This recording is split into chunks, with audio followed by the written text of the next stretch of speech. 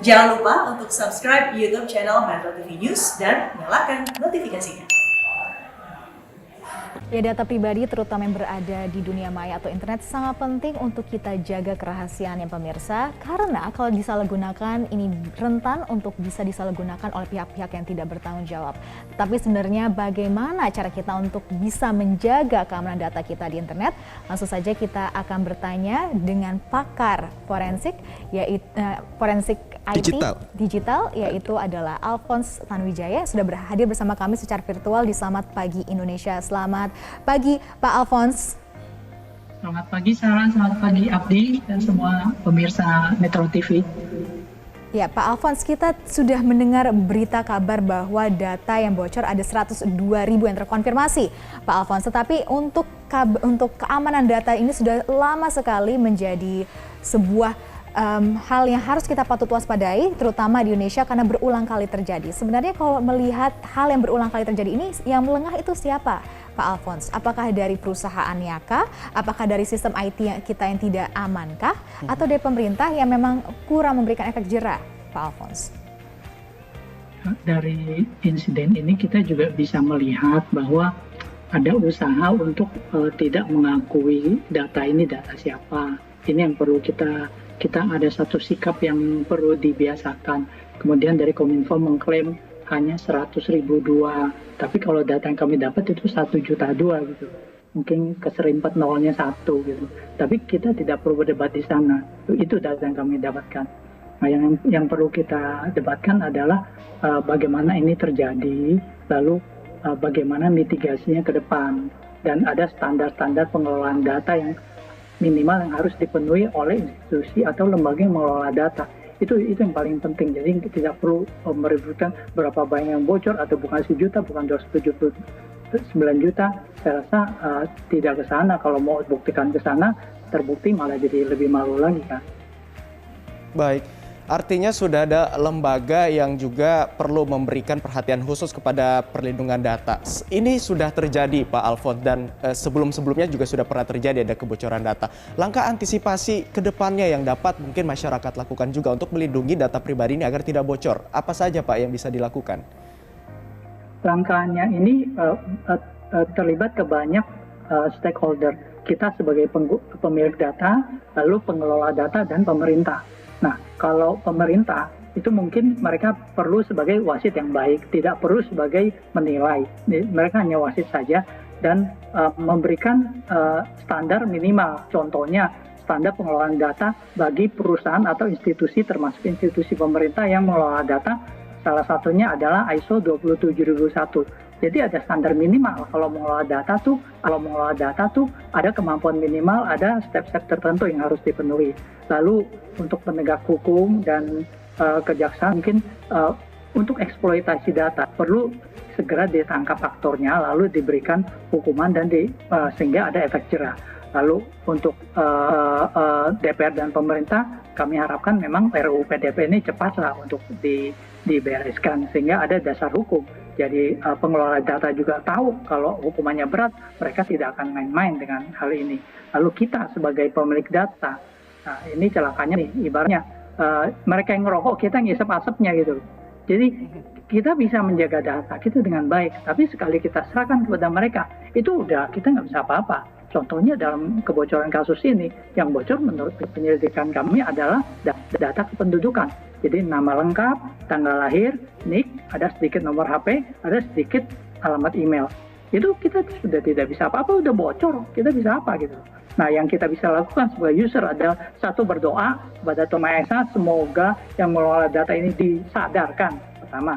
Yang kedua, kalau membuat password, kita harus selalu menghindari menggunakan data yang ada di dalam data yang bocor.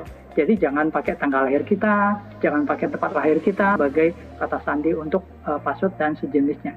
Paranoid, orang Indonesia harus paranoid, berasumsi bahwa datanya sudah bocor. Itu saja. Jadi lakukan langkah-langkah mitigasi yang berikutnya. Selain itu Pak Alphonse, salah satu yang sangat penting untuk terus diberikan kepada masyarakat adalah literasi terkait literasi digital itu sendiri. Bagaimana mengetahui data mana yang bisa kita share di internet, bagaimana kita bisa melindungi data-datanya. Apakah literasi dan pendidikan literasi digital ini sudah maksimal dilakukan pada masyarakat dan bagaimana tahap atau tingkat literasi masyarakat kita itu sendiri, Pak Alphonse? Ya, saat ini memang literasi digital sangat dibutuhkan. Dan sebenarnya hanya ada 2 atau 3 modal dasar yang perlu. Dan pengguna aset digital itu perlu menyadari bahwa dirinya sendiri adalah aset. Jadi kita perlu menyadari bahwa diri kita adalah aset. Asetnya dalam bentuk apa? Aset kita dalam bentuk data digital, data kependudukan, data account-account, data akun-akun. Nah, khusus untuk akun-akun digital, akun internet banking, akun bank. Nah, itu yang perlu dilindungi. Dan menurut saya modal dasar yang perlu dimiliki oleh setiap orang yang mau hidup di zaman digital ini, satu, dia tahu bagaimana cara mengamankan passwordnya. Jadi contohnya, jangan pernah menggunakan password yang sama di semua platform. Karena kalau kena satu bocor, langsung habis semuanya. Username kan gampang ditebak. Username adalah emailnya kamu atau nomor handphonenya kamu.